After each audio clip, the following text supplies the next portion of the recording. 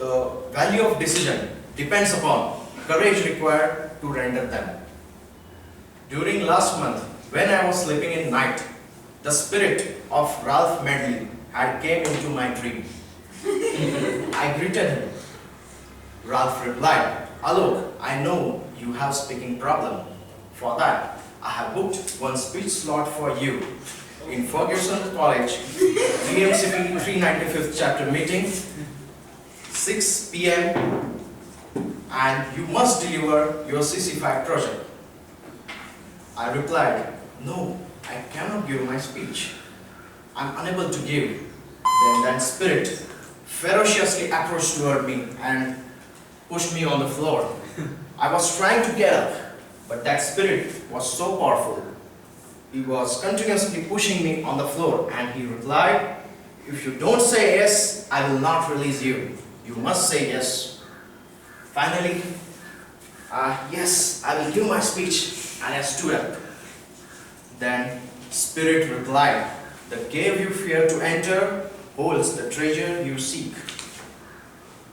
Everyone knows the famous document, Declaration of Independence. The background started in 1770 when British soldiers were patrolling on the streets of the Boston, showing their dominance. When American people tried to show their resentment by hurling stones towards them, the officer gave orders to his soldier, "Fix bayonets, charge." That incident caused death and injuries of many people. Then one man stood up. His name was Samuel Adams. Samuel Adams called upon the Governor Hutchinson of Massachusetts, and he demanded to vacate the Boston from British soldiers. The request was granted, but incident was not closed. Samuel Adams tried to do exchange of letters among all 13 American colonies to share their common problem against harassment from British soldiers. They shared their idea and they formed correspondence committee. No correspondent, no taxes. Then, on other side, British, they were not idle. They were also doing some masterminding and planning. They replaced Hutchinson by Governor Gage. The general's first step to send one messenger at the doorsteps of Samuel Adams. The messenger arrived and said, "I have been conferred by Governor Gage to confer upon you such benefits as would be satisfactory." He tried to give him bribe. "Upon the condition, you must engage to seize your opposition and make your peace with king. Otherwise, the person can be sent back to England for serious punishments." The Samuel Adams was having two choices. First choice, to receive personal bribe and settle in London and live lavish life.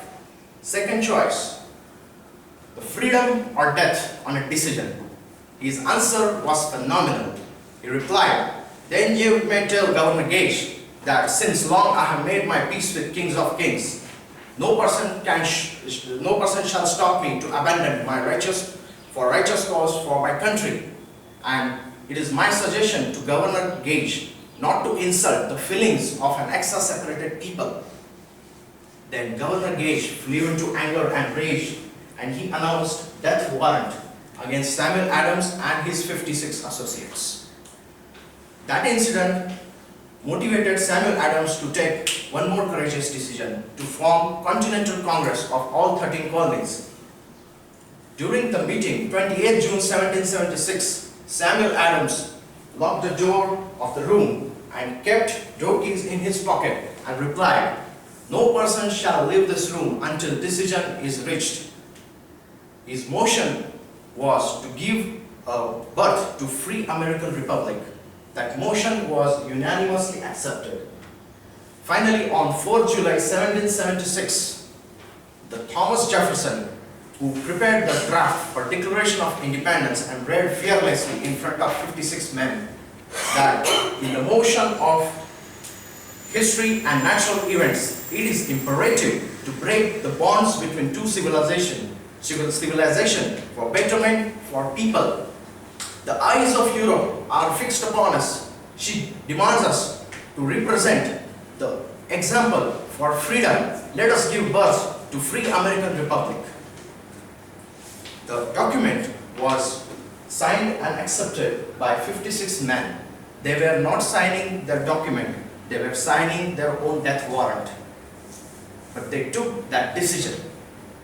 Because of that spiritual power, the armies of George Washington, they got their motivation, that spiritual power that stood behind the American people to fight against Britishers.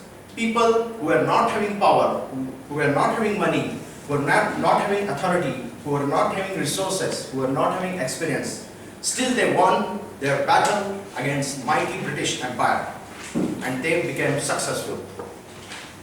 Then Ralph Medley concluded that, Alok, if any person wants to solve his personal problems, he should use the same attitude used by Samuel Adams. He will be successful in his life. The cave you fear to enter holds the treasure you seek. Go to Toastmasters.